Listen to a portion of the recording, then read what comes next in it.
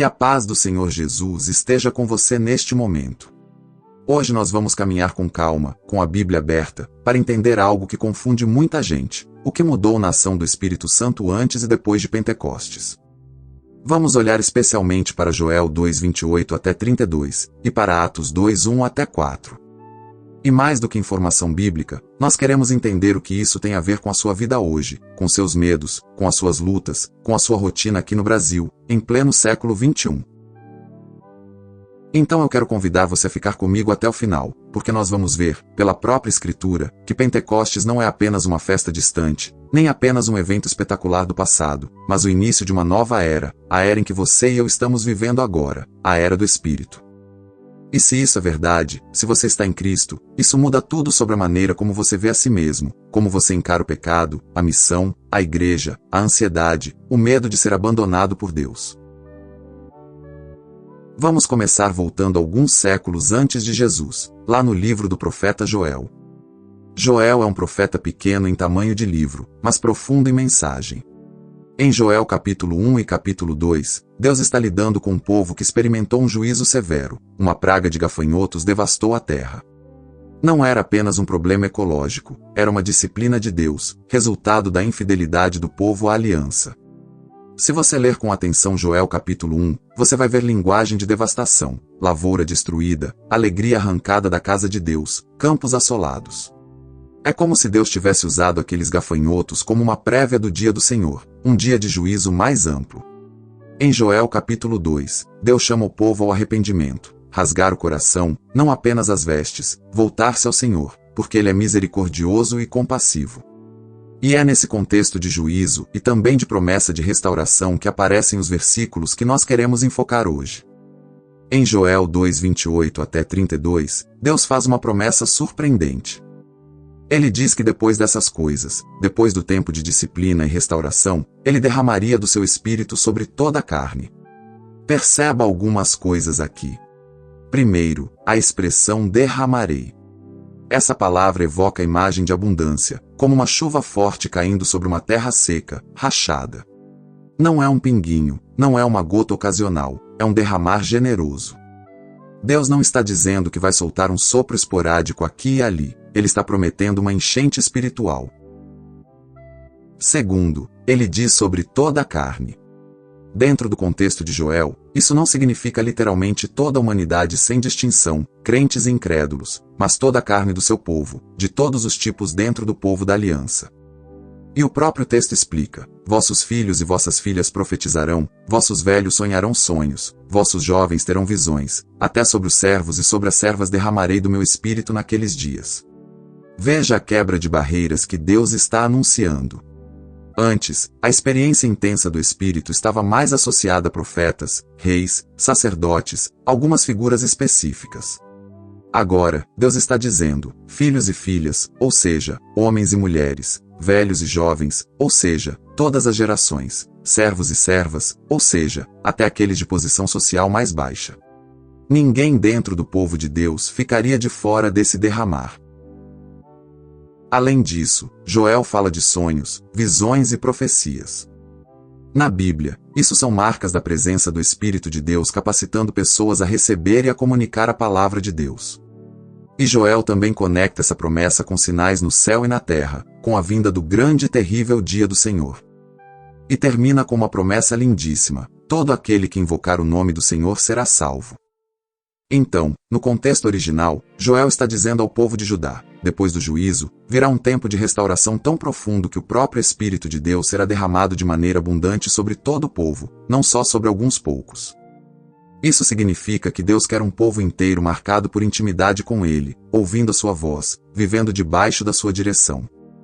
Mas, ao mesmo tempo, Joel ainda está olhando para frente. Ele descreve essa promessa, mas o próprio livro não mostra o seu cumprimento pleno. É como se Joel tivesse apontado para o horizonte dizendo: ainda virá um dia em que isso se cumprirá de um jeito mais profundo. Agora, vamos avançar alguns séculos e ir para o livro de Atos dos Apóstolos, capítulo 2, versículos 1 até 4. O cenário agora é Jerusalém, mas em um outro contexto, depois da morte, ressurreição e ascensão de Jesus. Os discípulos estão reunidos, obedecendo a ordem de Jesus para guardarem em Jerusalém até que do alto fossem revestidos de poder. E o texto diz que, ao cumprir-se o dia de Pentecostes, todos estavam reunidos no mesmo lugar. Pentecostes era uma festa judaica, também chamada de Festa das Semanas. Originalmente ligada à colheita, à oferta dos primeiros frutos, mais tarde também foi associada à entrega da lei no Sinai. Então você tem aqui uma festa de colheita e uma festa que lembra a lei. De repente, diz Lucas, veio do céu um som, como de um vento impetuoso, e encheu toda a casa onde estavam assentados. Perceba, não diz que foi um vento, mas que foi um som como de um vento. E esse som encheu a casa. Em seguida, apareceram línguas como de fogo, que se distribuíam e pousaram sobre cada um deles. De novo, como de fogo.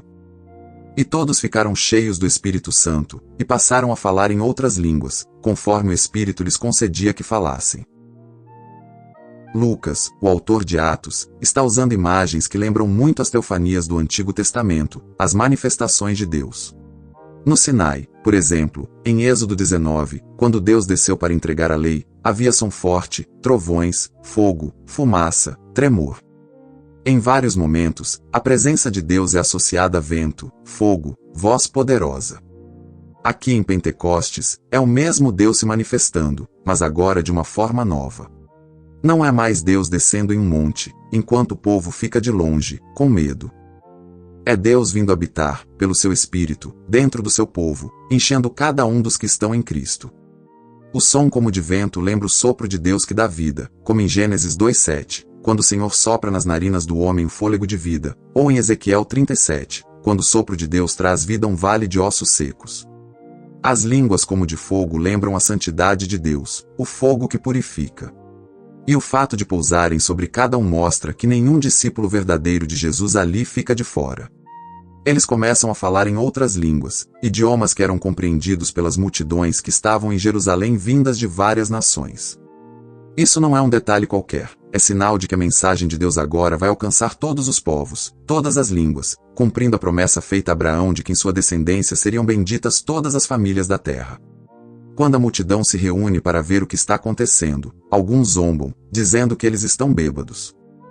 Mas Pedro se levanta e faz aquele sermão poderoso, e é aqui que Joel reaparece. Pedro diz: estes homens não estão bêbados, o que está acontecendo é o que foi dito por intermédio do profeta Joel. E ele cita Joel 2, mas com uma pequena mudança inspirada pelo Espírito, ele começa dizendo nos últimos dias. Ou seja, Pedro está interpretando Joel. Ele está dizendo, aquilo que Joel anunciou para depois daqueles dias de juízo e restauração, Deus está cumprindo agora, inaugurando os últimos dias com o derramamento do seu Espírito. E, a partir de Pentecostes, biblicamente falando, nós já estamos vivendo nessa fase chamada últimos dias. Não significa que o fim do mundo aconteceria logo naquela semana, mas que a etapa final da história da salvação começou. Perceba então a ideia central em conjunto de Joel e Atos. Deus prometeu, na história de Israel, um tempo em que o seu Espírito seria derramado, como chuva abundante, sobre todo o seu povo, quebrando barreiras de idade, gênero e status social. Em Pentecostes, após a morte, ressurreição e exaltação de Jesus, essa promessa é inaugurada. O Espírito agora é dado a todos os que creem em Cristo, como selo, como penhor, como poder para testemunhar. E aqui é importante dizer, o foco principal do texto não é apenas a experiência extraordinária em si, o som, o fogo, as línguas, por mais marcantes que sejam. O foco é que começou uma nova era da aliança, uma nova fase da relação de Deus com seu povo, marcada pela presença do Espírito na comunidade de Jesus e pela missão de testemunhar o Evangelho até os confins da terra. Mas talvez você esteja pensando, então, antes de Pentecostes, o Espírito Santo não agia? Não é isso que a Bíblia ensina. O mesmo Espírito já estava em ação desde o início da criação.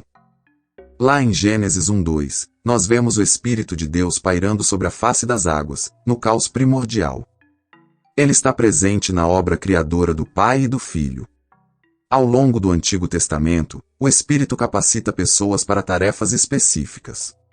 Em Êxodo 31:3, Deus diz que encheu Bezalel com o Espírito de Deus, em sabedoria, entendimento e conhecimento, para fazer toda a obra artística no tabernáculo. Em Juízes 14:6, o Espírito do Senhor se apossa de Sansão, dando-lhe força sobrenatural para enfrentar um leão. Em 1 Samuel 10:10, o Espírito de Deus se apodera de Saul e ele profetiza. Os profetas de Israel falam movidos pelo Espírito. Séculos depois, em 2 Pedro 1:21, o apóstolo Pedro olha para trás e diz que homens falaram da parte de Deus, movidos pelo Espírito Santo. Então não é que o Espírito estivesse ausente antes de Pentecostes. Ele sempre foi o autor da vida, da revelação, da capacitação. Mas, no Antigo Testamento, a linguagem muitas vezes é de o Espírito vir sobre alguém, em alguns casos, se retirar. Saul, por exemplo, em 1 Samuel 16:14, experimenta o Espírito do Senhor se retirando dele, e um espírito maligno vindo para atormentá-lo. Davi, conhecendo essa realidade, ora em Salmo 51:11, não me lances fora da tua presença, nem retires de mim o teu Santo Espírito. Davi não está falando de perder a salvação como nós entendemos na Nova Aliança, ele está temendo perder aquela capacitação especial como rei ungido, perder o favor de Deus no exercício do seu chamado. Era uma realidade da aliança naquele momento da história da redenção. Ao mesmo tempo em que o Espírito já agia poderosamente, o Antigo Testamento vai criando uma expectativa de algo maior, mais profundo, mais abrangente. Em Ezequiel 36, versículos 26 e 27, Deus promete: dar-vos-ei coração novo e porei dentro de vós espírito novo. Ele diz: porei dentro de vós o meu espírito, e farei que andeis nos meus estatutos. Perceba, não é mais apenas lei fora, escrita em tábuas de pedra, mas lei dentro, escrita no coração pelo Espírito. Em Ezequiel 37, o profeta vê um vale de ossos secos. Deus pergunta: poderão reviver estes ossos? E, por meio da palavra profética e do sopro de Deus, aqueles ossos ganham carne, ganham vida, se tornam um exército numeroso. Deus explica que aquilo simboliza a restauração do seu povo pelo Espírito. Jeremias 31:31 até 34 fala de uma nova aliança, não como a que Deus fez com os pais no Êxodo, a aliança que eles quebraram. Nessa nova aliança, Deus escreve a sua lei no coração do povo, todos o conhecem, do menor ao maior, porque ele perdoa a iniquidade e não se lembra mais dos pecados. Joel, como já vimos, acrescenta que esse derramar será sobre toda a carne dentro do povo da aliança.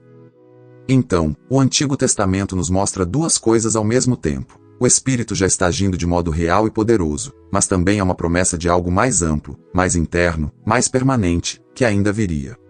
É aqui que a Bíblia interpreta a própria Bíblia. Lá em Números 11, Moisés está sobrecarregado com o peso de liderar o povo.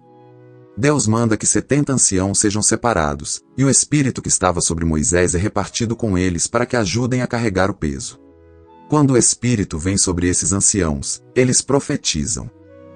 2 deles, Eldade e Medade, profetizam no arraial, e Josué fica incomodado, querendo proibi-los. A resposta de Moisés é reveladora. Ele diz em Números 11:29, tens tu ciúmes por mim? Tomara todo o povo do Senhor fosse profeta, que o Senhor pusesse o seu Espírito sobre ele. No coração de Moisés, inspirado por Deus, já existe esse anseio de um povo inteiro cheio do Espírito, não só alguns líderes. Séculos depois, Joel retoma e amplia esse anseio. E, mais séculos depois, Pedro, em Atos 2, diz: aquilo que Joel prometeu está começando a se cumprir agora. Você percebe o fio condutor? Desde Moisés, passando pelos profetas, até a igreja, a vontade de Deus é ter um povo inteiro habitado, capacitado, dirigido pelo seu Espírito. Quando chegamos aos Evangelhos, vemos Jesus preparando o terreno para Pentecostes de maneira muito clara. Em João 14:16 e 17, na noite antes de ser preso, Jesus diz aos discípulos que rogaria ao Pai, e ele lhes daria outro Consolador, para que estivesse com eles para sempre, o Espírito da Verdade, que o mundo não pode receber, porque não vê nem conhece, mas eles o conheceriam, porque ele habitaria com eles e estaria neles. Perceba a expressão outro Consolador. Jesus é o primeiro Consolador, o Espírito é outro do mesmo tipo, que continua a obra de Jesus na vida dos discípulos. E ele diz: para sempre. Não é uma visita passageira, é uma habitação permanente. Em João 16:7, Jesus chega a dizer algo surpreendente: convém-vos que eu vá, porque, se eu não for, o Consolador não virá para vós, mas se eu for, vô-lo enviarei. Humanamente, os discípulos pensariam que o melhor seria Jesus ficar fisicamente com eles para sempre. Mas Jesus diz que é melhor para a igreja que ele vá ao Pai, que complete a obra, para que o Espírito venha habitar em todos os crentes ao mesmo tempo, em todo lugar. Em João 7,39, o evangelista faz um comentário. Isto ele disse a respeito do Espírito, que haviam de receber os que nele crescem, pois o Espírito ainda não fora dado, porque Jesus ainda não havia sido glorificado. Outra vez, não significa que o Espírito estivesse completamente ausente, mas que ainda não tinha sido dado nessa plenitude da nova aliança, ligada à glorificação de Cristo na cruz, ressurreição e ascensão. Quando chegamos em Atos 2, Pedro cita Joel, mas introduz a frase nos últimos dias. Ele está dizendo que, com a morte, ressurreição e exaltação de Jesus, começou esse período chamado últimos dias, a fase final do plano de Deus antes da consumação. Gálatas 3,14 diz que a bênção de Abraão, em Cristo Jesus, chegaria aos gentios, para que nós recebêssemos, pela fé, a promessa do Espírito. Então, o que mudou e o que não mudou em Pentecostes? O que não mudou é que, em toda a história, ninguém jamais foi salvo sem a ação do Espírito Santo. Não existe novo nascimento sem o Espírito, nem antes, nem depois de Cristo. Em João capítulo 3, versículos 5 até 8, Jesus diz a Nicodemos que é necessário nascer da água e do Espírito para entrar no reino de Deus. Ele fala de um novo nascimento que é obra do Espírito, e essa linguagem ecoa as promessas de Ezequiel 36. O que mudou é a extensão, a intensidade e a forma da presença do Espírito no meio do povo de Deus. Na antiga aliança, a maior parte do povo não tinha essa consciência de habitação interna do Espírito como realidade comum. Na nova aliança, todo crente verdadeiro em Cristo recebe o Espírito como selo e penhor, como diz Efésios 1:13 e 14. Tendo crido no Evangelho, fostes selados com o Espírito Santo da promessa, o qual é o penhor da nossa herança. O Espírito passa a habitar na igreja como o templo coletivo de Deus. 1 Coríntios 3,16 diz: Não sabeis que sois santuário de Deus e que o Espírito de Deus habita em vós? E, em 1 Coríntios 6,19, Paulo também aplica isso individualmente. Ou não sabeis que o vosso corpo é santuário do Espírito Santo que está em vós, o qual tendes da parte de Deus, e que não sois de vós mesmos? Romanos 8,9 é muito claro: se alguém não tem o Espírito de Cristo, esse tal não é dele. Isso significa que não existe crente verdadeiro sem o Espírito. Todos os que são de Cristo têm o Espírito. E todos os que têm o Espírito são de Cristo. Em 1 Coríntios 12:13, Paulo diz que todos fomos batizados em um Espírito, formando um só corpo, quer judeus, quer gregos, quer escravos, quer livres, e a todos foi dado beber de um só Espírito. De novo, a ênfase é coletiva: um corpo, um Espírito, uma igreja. E Atos 1:8, que antecede Pentecostes, já tinha dito a função principal desse poder: recebereis poder, ao descer sobre vós o Espírito Santo, e sereis minhas testemunhas, tanto em Jerusalém, como em toda a Judéia e Samaria, e até os confins da terra. Então, na nova aliança, o foco não é apenas uma capacitação política ou militar de Israel, mas uma capacitação missionária e testemunhal da Igreja de Cristo. Agora, o que tudo isso tem a ver com você, com a sua casa, com sua luta contra o pecado, com suas dúvidas? Vamos fazer a ponte da palavra para a vida. No Brasil, muitos cristãos vivem com medo constante de perder a unção, de Deus levar o Espírito embora por causa de um pecado, de uma fraqueza, de uma queda. Muitos leem o Salmo 51 e, sem entender o contexto, oram como se fossem Davi ainda na antiga aliança: Senhor, não retires de mim o teu Espírito. E ficam presos em uma espiritualidade de insegurança, como se Deus estivesse o tempo todo ameaçando ir embora. Há também muita confusão quando se fala de Espírito Santo. Algumas pessoas reduzem a ação do Espírito a manifestações extraordinárias, dons visíveis, experiências fortes. Outras, por reação, quase ignoram o Espírito, vivem como se ele não existisse, como se a vida cristã fosse apenas esforço humano para cumprir regras. A partir de tudo que vimos, especialmente da segurança que Efésios 1:13 e 14 e Romanos 8:31 até 39 nos dão, nós podemos afirmar pastoralmente: se você está em Cristo, se você nasceu de novo pela fé no Evangelho, o Espírito Santo é um selo permanente em você. Ele não é um hóspede nervoso, que vai embora qualquer escorregada, ele é o penhor da sua herança. Isso não significa que o pecado não entristeça o espírito, nem que não haja disciplina de Deus. Significa que, em Cristo, você não vive mais sob a ameaça de ser abandonado por Deus como Saul foi naquela situação específica da história da redenção. Você pode e deve se arrepender quando peça, deve confessar, deve buscar restauração, mas faz isso como filho amado, não como alguém vivendo em terror de ser lançado fora. Esse entendimento cura muita coisa dentro da alma. Cura o medo de que uma luta prolongada com um pecado específico signifique que Deus já desistiu de você.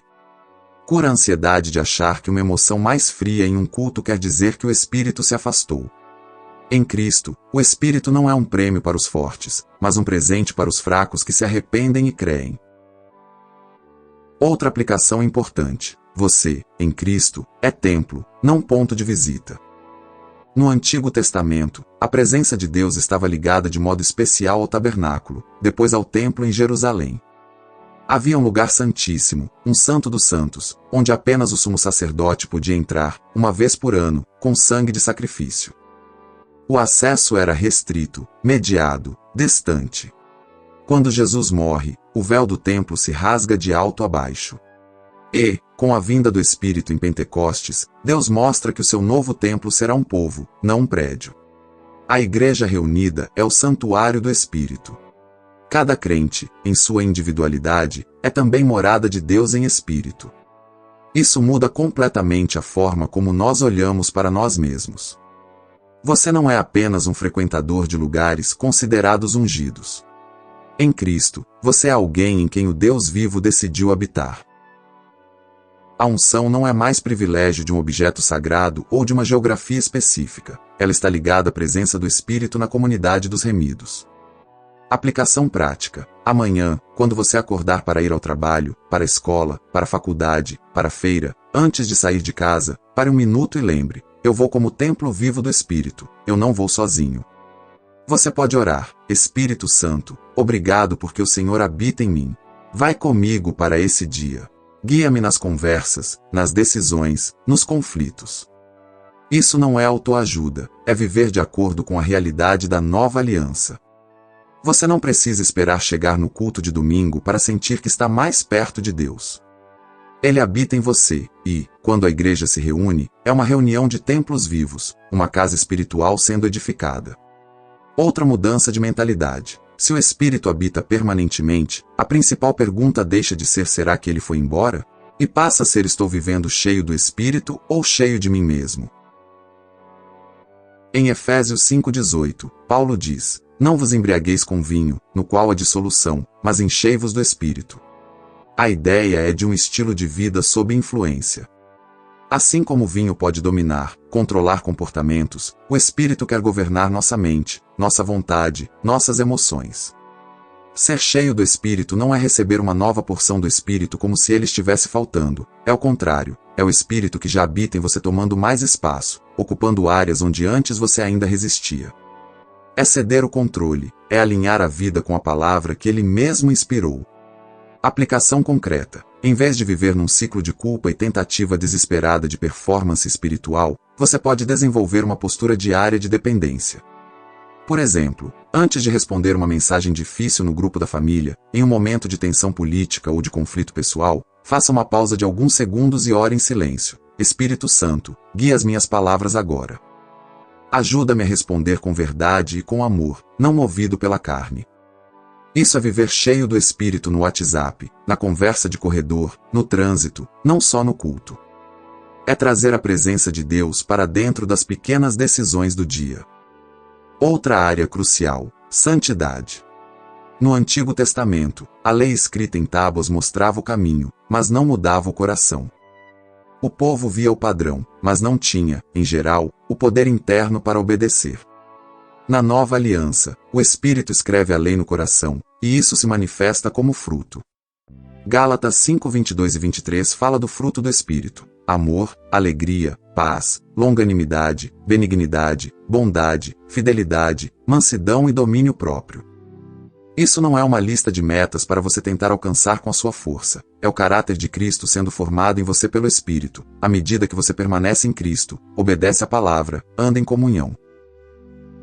Aplicação prática. Em vez de tentar produzir essas coisas só na força do braço, reconheça: eu tenho o Espírito, ele já está operando em mim, eu quero cooperar, não resistir.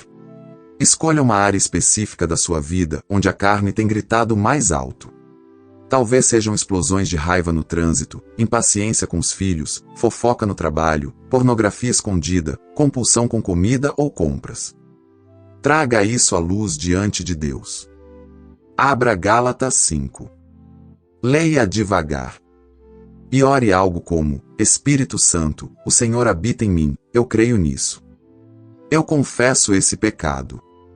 Produz em mim mansidão, domínio próprio, pureza. Mostra-me passos práticos para cooperar com o que o Senhor está fazendo. Muitas vezes, cooperar com o Espírito vai envolver também decisões concretas. Pedir ajuda a alguém maduro na fé, instalar filtros no celular, mudar horários, buscar aconselhamento. O Espírito não substitui a responsabilidade, ele capacita e dirige a responsabilidade. Outra área onde precisamos muito do Espírito hoje é na coragem para testemunhar em um Brasil polarizado.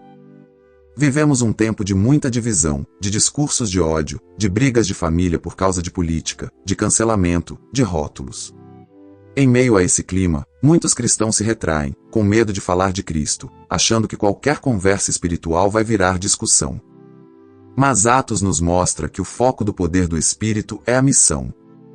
Em Atos 4:31, depois de orarem, todos são cheios do Espírito Santo e anunciam com ousadia a palavra de Deus. Não era ousadia para humilhar ninguém, mas coragem para falar de Jesus mesmo diante de oposição. No nosso contexto, o Espírito quer nos capacitar a falar de Cristo com verdade e amor, sem entrar em guerras de ódio, sem confundir evangelho com partido político, sem usar a fé como arma de ataque, mas também sem vergonha de sermos de Jesus. Aplicação. Hoje, peça ao Espírito que te mostre uma pessoa específica pela qual você vai orar, se Deus abrir a porta, falar algo de Cristo. Pode ser um colega de trabalho, um vizinho, um parente que você só encontra pelo celular. Ore: Espírito Santo, prepara o coração dessa pessoa. Me dá sabedoria e oportunidade. Quando a porta abrir, dá-me amor e clareza. Não se preocupe em ter todas as respostas. Lembre que quem convence do pecado, da justiça e do juízo é o Espírito, como Jesus disse em João 16:8. Você é chamado a testemunhar, não a salvar pessoas pela força do argumento. Por fim, precisamos lembrar que a promessa de Joel e o cumprimento em Atos são coletivos. O Espírito é derramado sobre o povo reunido. É perigoso cair em um espiritualismo individualista, como se alguém pudesse ter o Espírito de forma plena e frutífera, mas desprezar o corpo de Cristo, viver isolado, consumir cultos apenas pela internet, sem se envolver de fato com uma igreja local. Sim, Deus alcança pessoas pela internet, Deus visita gente sozinha em casa, Deus consola no secreto. Mas o plano de Deus é formar um povo, um corpo, uma família espiritual. Efésios 2 diz que nós estamos sendo edificados, juntos, para sermos habitação de Deus no Espírito. Aplicação. Valorize a sua igreja local, mesmo com defeitos, com limitações, com gente complicada. A igreja nunca foi perfeita nesta terra. Mas ela é a comunidade habitada pelo Espírito, onde os dons são distribuídos para a edificação mútua. Em vez de apenas procurar experiências espirituais isoladas, pergunte: Senhor, onde eu posso servir com os dons que o teu Espírito já colocou em mim? Talvez você tenha um dom de ensino, de misericórdia, de serviço prático, de encorajamento.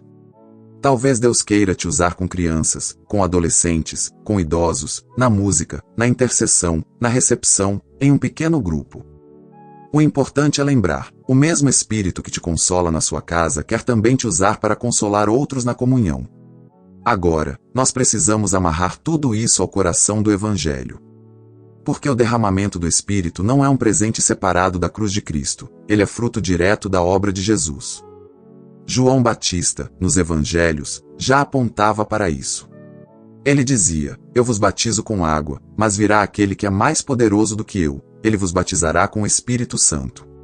Jesus é o doador do Espírito.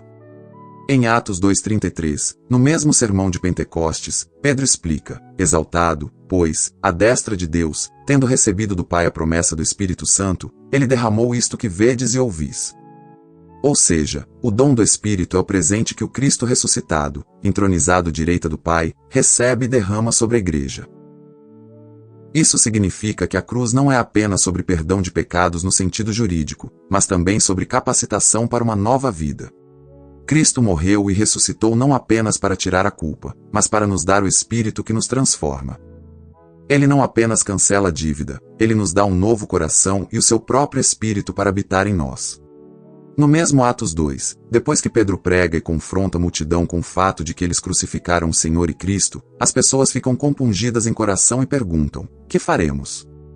E Pedro responde em Atos 2,38, arrependei-vos, e cada um de vós seja batizado em nome de Jesus Cristo para a remissão dos vossos pecados, e recebereis o dom do Espírito Santo. Veja a ordem: arrependimento, fé em Cristo, perdão, e aí o dom do Espírito. Não existe cristão verdadeiro sem o Espírito, nem alguém verdadeiramente cheio do Espírito que não seja levado a Cristo. O Espírito glorifica Jesus, aponta para Jesus, forma Cristo em nós. Talvez você me escuta agora e, no fundo, se reconhece mais como alguém que cresceu em um ambiente religioso, que tem tradição cristã na família, mas nunca se rendeu de fato a Cristo, nunca se arrependeu sinceramente, nunca confiou pessoalmente na obra de Jesus na cruz. Talvez você até busque experiências espirituais, gosta de culto forte, mas ainda vive no centro da sua própria vida. Hoje é dia de ouvir o mesmo convite de Pedro: arrepende-te e volta-te para Jesus. Reconheça sua culpa, sua incapacidade de se salvar. Creia que Jesus morreu na cruz carregando seus pecados, que ressuscitou ao terceiro dia, que está à direita do Pai, e que Ele é Senhor. Quando você faz isso, não apenas de boca, mas com o coração, o mesmo Deus que justificou pecadores ao longo da história te recebe, te declara justo por causa de Cristo, e derrama sobre você o dom do Espírito. Se você já é de Cristo, a pergunta não é se você tem ou não o Espírito, a pergunta é: o Espírito tem você? Você está permitindo que Ele encha seus pensamentos com a palavra, encha seu coração com amor, encha suas mãos com serviço? Efésios 5,18, como já vimos, nos chama a ser continuamente cheios do Espírito. Isso não é sobre recarregar uma bateria espiritual em um culto forte e depois esvaziar, é sobre uma postura contínua de rendição e obediência. É como se, a cada manhã, você dissesse: Espírito Santo, o Senhor dirige a minha agenda, não apenas abençoa os meus planos. Praticamente, isso envolve encher a mente com a palavra que o próprio Espírito inspirou. Quanto mais a Bíblia habita em você, mais munição o Espírito tem para te lembrar, te consolar, te confrontar. Envolve também oração constante, não apenas em momentos formais. Envolve comunhão com outros crentes, porque o Espírito fala, consola, corrige, também por meio do corpo. Talvez você esteja se sentindo seco espiritualmente, desanimado, frio.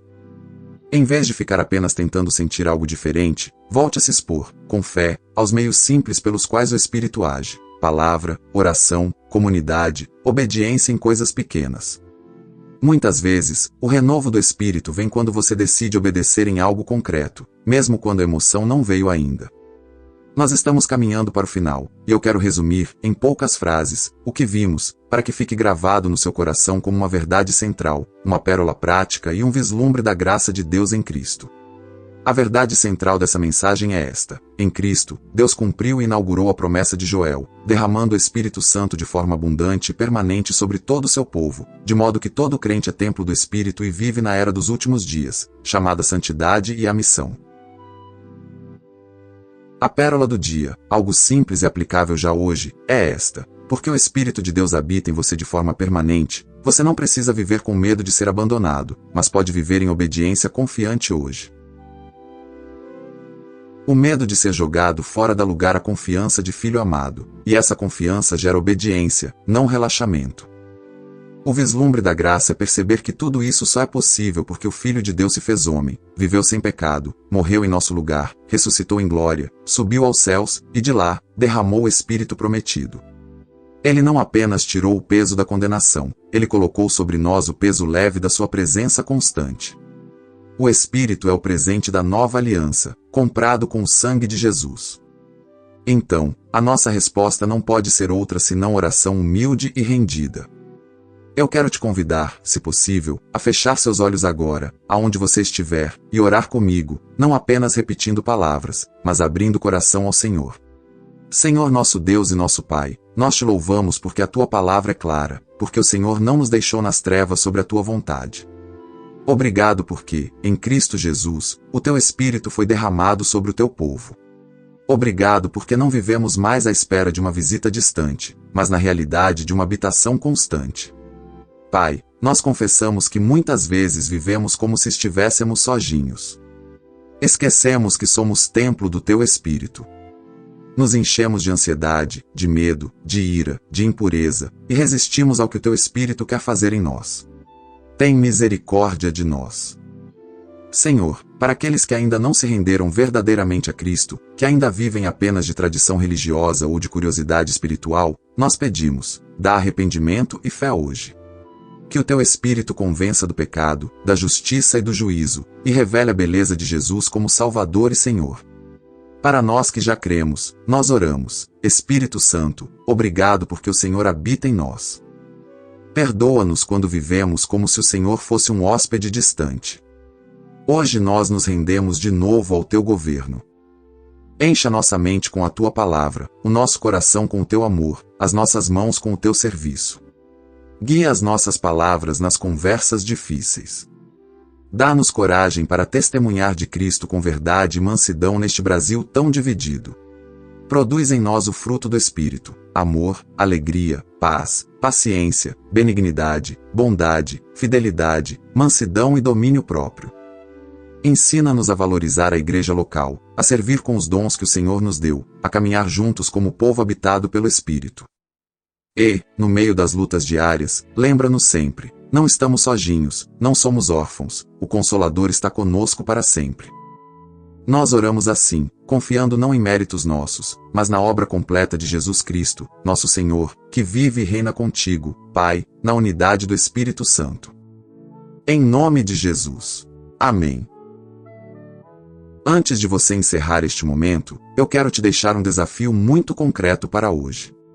Ainda hoje, antes de dormir, separe alguns minutos para reler, com calma, um trecho de Atos capítulo 2 ou de Romanos capítulo 8.